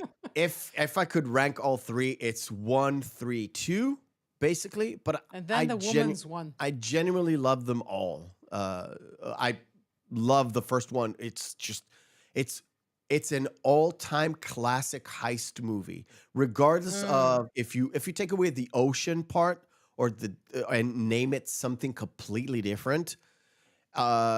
It would still work as a great Las Vegas movie, a great heist movie, Yes. and And it has Brad Pitt in it. it has Brad Pitt. And he's eating all the time, and he I know. stays And skinny. he still looks like that. Yeah, Unbelievable. Amazing. and just for that scene where he teaches The Topher poker game. Grace how to play poker, that puts a pin in it. And Saf, I know I love you. I've met you. I've held you in my arms. If you mention Ocean's 8 again in my presence, you will absolutely not be my friend anymore. That is not That an movie Ocean does movie. not exist. I can't That is not believe an we Ocean watched movie. it. It's very stupid. It literally is a Silly. to say the least. It is a full-on cash grab. It just as much as Ghostbusters 2016 was a cash grab. Yeah. That movie was a cash grab. And it obviously didn't work. But good for Sandra Bullock and Kate. Not Kate Winslet. The other Kate. Yes. See. He has a terrible time with names. Oh my God.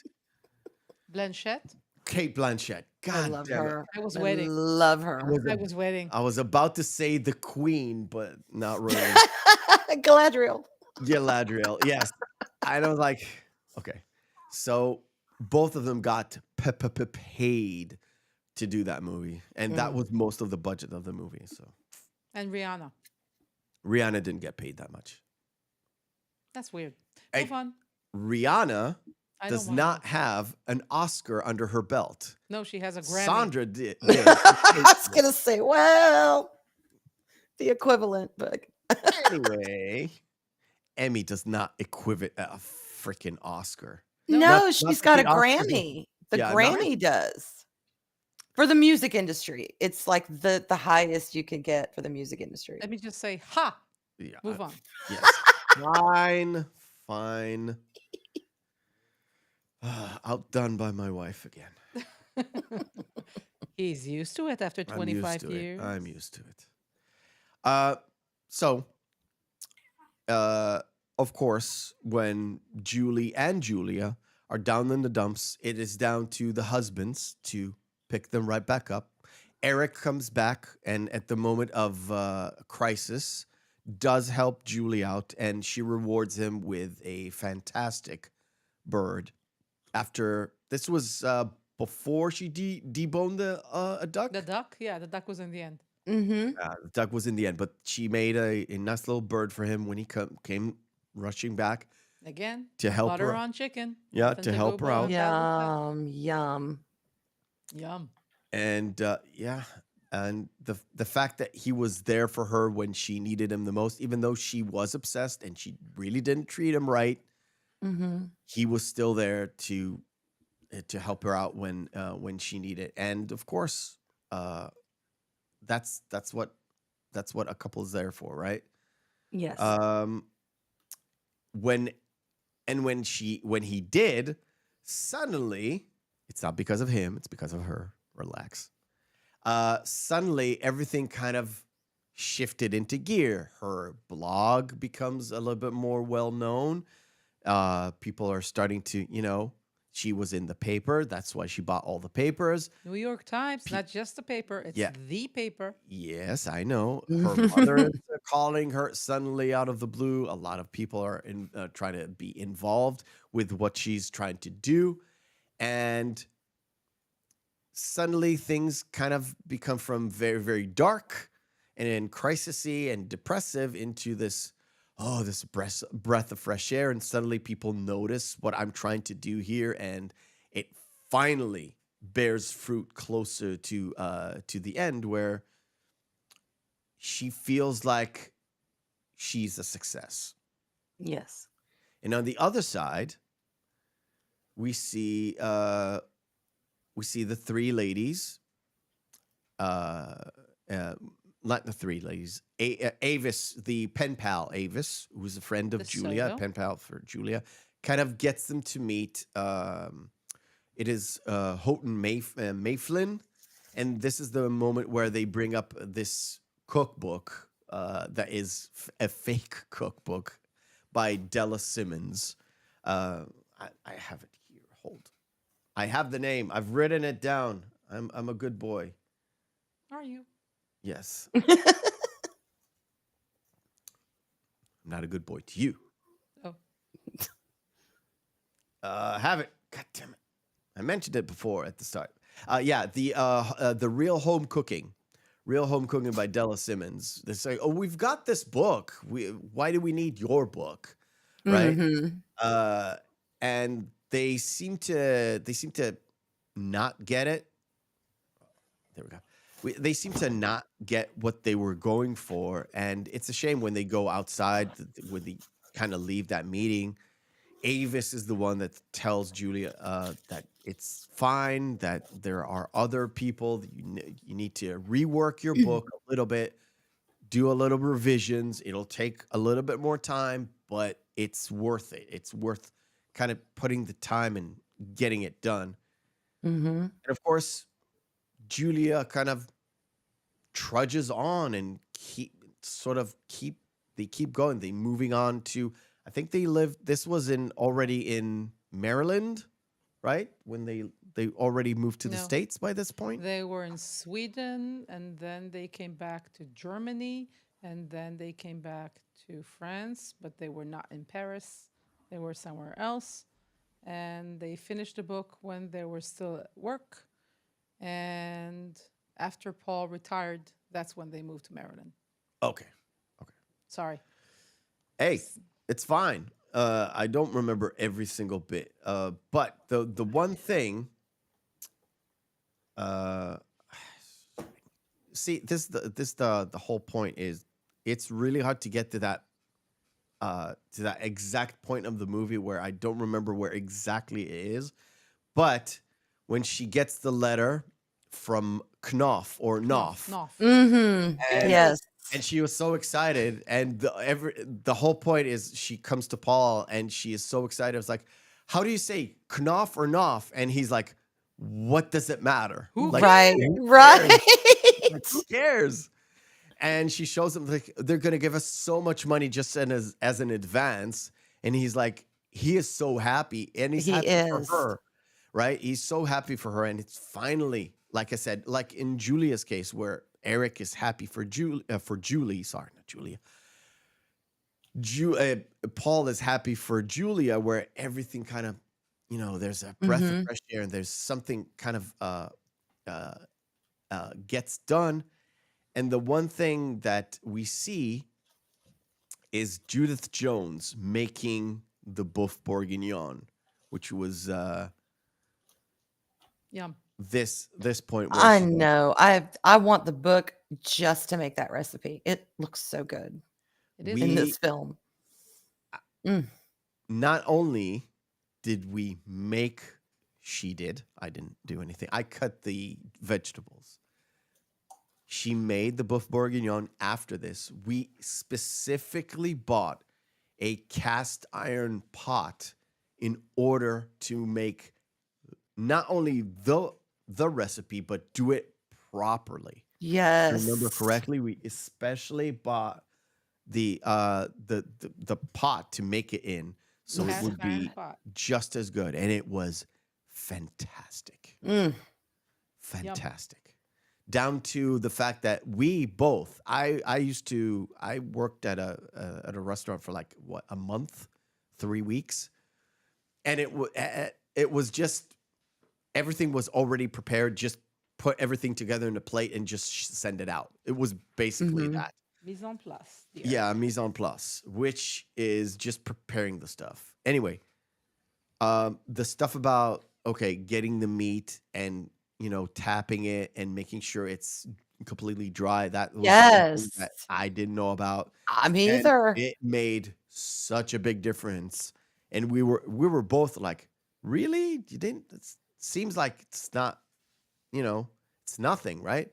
It made such a big difference, and yeah, that's why we both swear by that book. I've actually worked through it one recipe at a time. I didn't do the entire 524 because I don't like aspects, but I've worked, and every recipe that I tried out of that book works perfectly. And one of That's the best things awesome. about it is that it actually gives you what you're going to need, the tools for the job. So the bowls and the whisks and the sizes of everything. It Awesome. works perfectly. Yeah. It's scientific workability. It's amazing. And wait, where am I going? Hopefully to the right. Hopefully for the right. Yes, we're coming to the end. After we see Judith Jones kind of, work through that recipe, and then she has Julia in her office going through how you sort of construct the title, and Julia's kind of lost. Well, to me, it all looks the same, kind of thing. But this is where you see sort of like the editor at work. It's like, yes, this is the raw book is good, but let me do a little bit of seasoning and make it presentable and kind of you want people to buy it, so you need a snazzy title. You need like in YouTube, you need the snazzy thumbnail and that snazzy clickbait title, so people actually get to buy the book. And then when they open the book, the content is there. Yeah, Yeah, grab your attention. and the last thing that Julie tackles is that dreaded uh, Duck boning. deboning of the duck, where she's Mm. deboning the duck on the one hand, and when she's looking at the TV, she's looking at the actual Julia Childs telling you how to debone a duck. And we both, I think we've seen That it. was not Julia Child. Wasn't? No, Wasn't it? no. Who was it? Meryl Streep. Oh, yes, but it's sort of like the show where she deboned a duck. Yeah, they redid it with we, Meryl Streep. We saw the original one. Yeah. But on TV it was the Meryl Streep version. Fine. Mm. Okay. That's what I meant. Sorry. But it's the last thing, and then they have sort of a full-on party where all of her friends, suddenly all of her friends, well, we never had duck before. This is amazing. I want to eat this every single day in my life. Right, How right. could you not have a duck? No, they said it, not me. How could you go through life without eating an egg? There are certain things that do not make sense. Well, that's the whole point. You know, going back to like early in the movie where she said, I never had an egg. So they start with the most difficult way of preparing an egg, which is a poached egg. Yes. It's not difficult at all. They just threw It's it in. not difficult. You have to be gentle. You probably forgot the first time we did a poached egg. You did the same After mistake. this movie, we did the same mistake that didn't know they about the did in vinegar. the movie. You need to add a tablespoon of vinegar into the water to add the acidity. And you And need then to the egg swirl. coagulates. You need to swirl the thing in You don't order have for. to swirl anything. Yes, you It's the do. vinegar. Fine. No need to swirl. The swirling helps all the egg white to go around the yolk, but the vinegar firms it up so it doesn't go mush and goes all over the place. All over. Ugh. It's the vinegar. Yes. And then Sorry, a cook. there's, there's two things before we end the show. Two of them kind of revolve Julie. Is the call that she gets from this reporter that says that Julia didn't want to be involved with in the blog, and she kind of thinks it was cheap and cheesy, which, like I said before, she actually said that to Judith Jones, and that's why that whole meeting where she was supposed to be there didn't really happen, and it wasn't because of the weather. I think it's more of the difference in ages. When you're 90, I don't think you're going to look at blogging the same way. I I agree agree. with that. I agree with that. And Like, what is this thing? Yeah. but you could see that it kind of hurt Julie, or at least in the movie, it kind of hurt Julie in a way, but she didn't want to comment. And the one thing that was, to me, it was very important that her husband says, look, you've been building up Julia in your head, how she's supposed to look like, how she's supposed to act, how she would interact with you. But it's a far cry from the actual person that has, their way of life, their way of thinking. Mm-hmm. And to me, that's why Julie didn't want to comment, because it's sort of where the rubber meets the road kind of thing, where you get to sort of have an idol, and then that idol kind of crushes your feelings. Sort of a do not meet your heroes kind of a thing. Because idols are very human. Yeah, They're Idols are very very human. And Yes. sometimes we have this imaginary version of them rather than, like you said, than the way that they are with the frailties of humanity. Julia didn't like her blog. Yeah. Okay. She has her own opinions, and she has different way of seeing and doing things. So yeah, that was an interesting scene to me. It really Yeah, was. But the thing is, Julie was a part of something that revolved Julia, but not Yes. necessarily touched Julia. It's just her recipes. And the Yes. mission itself didn't have anything to do with Julia apart from those recipes. Everything that had to do with Julia that wasn't actual doing the cooking is Julie's thoughts, feelings, and what she brought to sort of that task that she Mm-hmm. put on herself. And when they went to that sort of museum or whatever it is that enshrined stuff from Julia's life, she kind of like, yeah, it's the spirit. She It's sort of the like that spirit. Smithsonian. Fine. It's the spirit of what she built in her head rather than the actual Julia Childs that she Mm-hmm. wanted to get Right. close to at sort of the very end when the task was done. Yeah. Uh, and of course, the whole spiel about, yes, we're going to make it into a movie, we're going to make it into a book. We got a book deal to make your own recipes, all that different things that kind of happened that sort of led to the movie that we've seen. And that is about it. You have to understand, inspiration, even if it's human, doesn't have to be perfect. It just has to inspire you to do something. Right. I agree. I agree. You I don't, I do too. yeah, you don't have to follow anybody's footsteps. You just have to be inspired by what they do or the way that they do it, and you take that inspiration and you carve your own path, Yeah. carve your own thing. That's what I do on YouTube. I know many creators, different stuff they deal with. Either they deal with politics, pop culture, movies, TV, or different avenues, stuff that like people who create content for like the anime One Piece that is flooding my recommendations all the time. Some Yeah. of them I take a look, some of them are good, some of them are eh. And the subject matter doesn't really interest me, but the presentation does. I So cook. yeah, she cooks. She cooks. I take inspiration of that by eating very, very well. That's amazing. Yeah, yeah. So final thoughts. Arwen, again, first time watching, Mm-hmm. on the whole, what you think about the movie on the whole, in terms of, I don't know, thought that made you feel, thoughts like recommendations to other people, all that stuff. Give us anything. Oh, I thought this was such a charming, heartwarming movie.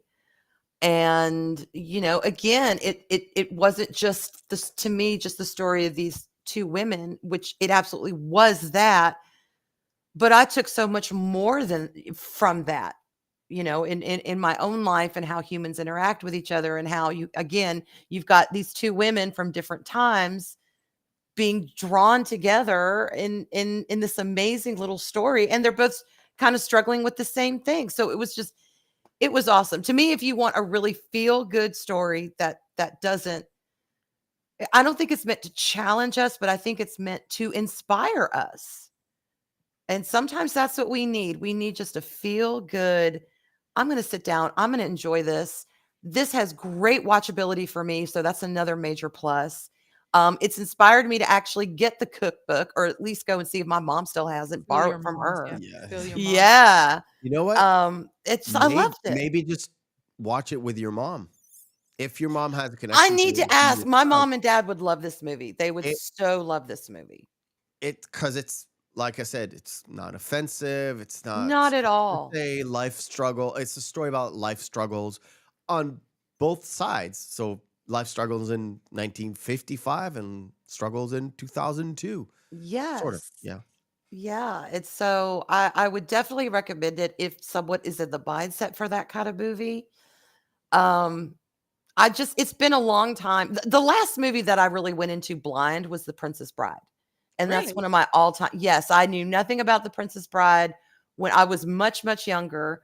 And it was like, oh, this looks kind of neat. This looks fairy tale. Let's watch this. Loved it. And I had the same kind of Very creepy. reaction with this movie. I was just so pleasantly surprised because, our entertainment is really hit and miss. There's some things that are okay. There's some things, oh my goodness, can I watch this with my kids around? Even though mine are grown, but still, It you is a you mood just thing, though. don't know. Movies have to match the mood that you're in, Yeah. or And it, inspire another one. just did that for me. And I guess I was in the right place at the right time when I watched it, in the right frame of mind. Coming out of Thanksgiving, feeling fat and happy. Everyone's like, woo, food. And again, Julia Childs, seeing my mom cook stuff from her. And I don't remember any of it because I was little, but, still. Yeah, I totally, thoroughly fell in love with this movie. And I would recommend it for anyone who Nice. wants that type of film. Amazing. Give us your thoughts. My Please. thoughts? Anything that has to do with food, I enjoy I know. Me too. immensely. Anything that has to do with the human condition, or as you would say, because you are into a chick flick kind of definition, is a good story to think about and to actually work through, because it gives you the idea that if you stick to your guns, you can actually get something accomplished, which is amazing to me. Yes. Yes. Because again, a tenacious human. So I Yeah. enjoy the odd chick flick, I enjoy the human story, and I enjoy food.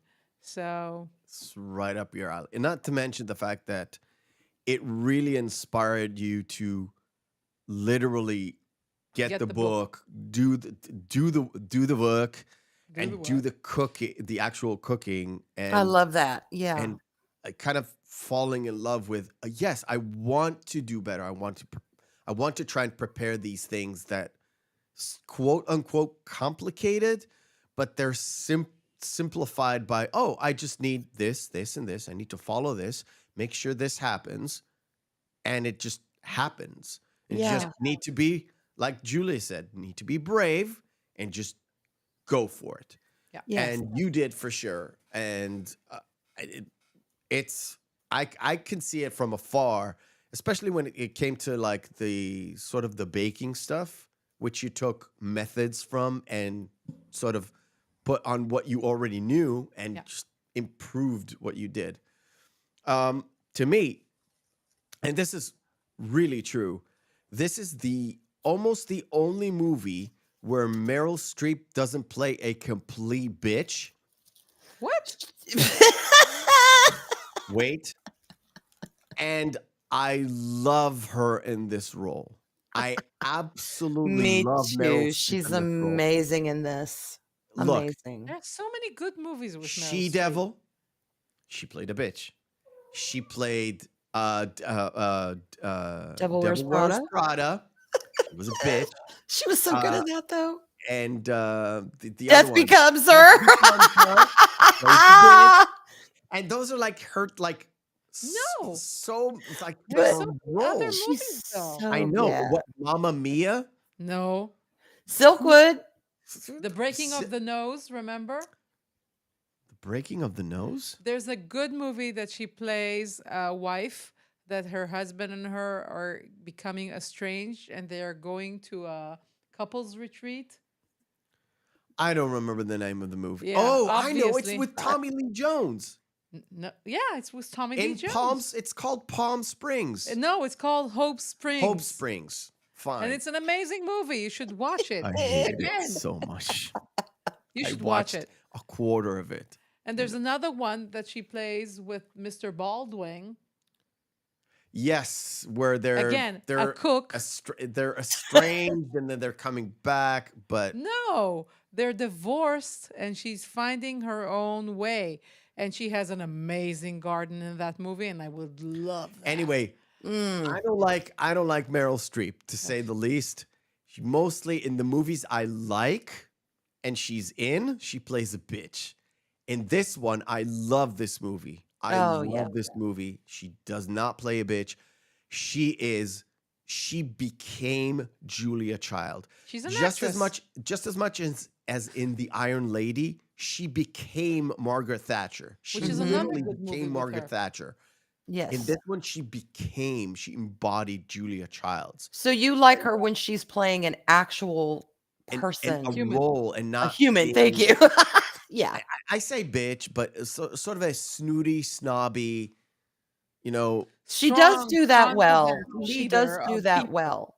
no. But When Death Becomes Her, she's a strong, confident leader of people.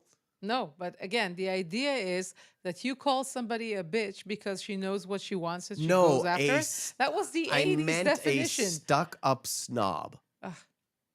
Okay. Anyway, She was amazing in this. I love her in Absolutely. this role.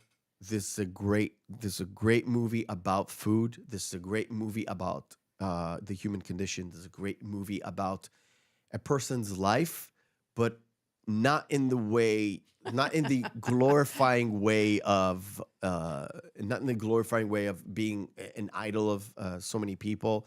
They purposefully didn't show the TV version of Julia Childs. They just stuck to the book side and her life with Paul and their interaction with friends, family, all that stuff, and her co-writers, rather than showing the sort of celebrity side of Julia Childs, which can, kind of gets off maybe not as good, or not showing the humane side of things. So You yeah, feel like you got to know more of her as a person as opposed to the celebrity, yeah, the Julia celebrity, Child. the Yeah. idolized person. Mm-hmm. Plus, like we said at the end, the person that Julie built in her head is not Julia Childs, where we get to see Julia Childs and what she was thinking and where she was coming from. Mm-hmm. Mephi's no, not sleeping on the couch tonight. It's all good. And After Glenn Close is good. Glenn Close is good. Maybe I wouldn't say better. It really depends on the role. I think she's good, but to me, I think she's just as good, but she's a different style of actress. Yes, a different type. She could play that kind of crazy femme fatale. She can play the, Yeah, the but she can supportive also mother. play She the could no. play She a can lot. also play the sort of strong, confident woman She that is can. Not need to smoke. it's not over the top. The movie where she was the vice president and she effectively became a president. I think it was Air Force One, where she was in a room full of generals, and she literally at some point was like, "Okay, everybody, shut the fuck up. Oh yeah, I know. I I'm in know what you're talking charge." about. Yes, I I think remember that I think scene. it's Air Force One, where Yeah. she just that's what a vice president, not a woman, a vice president should do. Okay, the president is If it was gone. a man, they would have listened to her without her having Correct. to say, shut the fuck up. That is true. But when she did that, suddenly everybody listened. And Yeah. Paul says yes. Yes, Air Force Paul's One. my man, so yes, he's Air Force One. And Shay, Anyway. that's a marvelous idea. I'll have to talk to Arlena about that. That would be See? amazing. It's a great thing to do. Spread the good movies around. That's I what will. I'm all about. Watch Hope Springs. You're going to like it. I will. All right. That kind of brings us to the end of the show. I want to thank Arwen Avalon. All of her words you can find her is in the description down below. Please go out and subscribe to Arwen. Subscribe to this channel. I'm aiming for 2,000 by the end of the month. The end of the year. Sorry, not the end It's of the the same month. thing. We still have a few days in November. So share this around, and next week we start a full new month. It doesn't necessarily has a big theme to it, but next week we are joined by Jay Harang, which I have not a podcast with, but I join him at a different podcast on Thursday, where we do talk about movies. He will join us to watch Office Space from 1999. Go out and watch Nice. Office Space. Come back next week, same time, and we will discuss it, because it was one of Mike Judge's best films. Not the best, in my opinion, but it's a great film that if you haven't watched, go watch it. It's really, really good. So until next time, boys and girls, remember, hope is a good thing, maybe even the best of things, and no good thing ever dies. See you next week. Bye, y'all.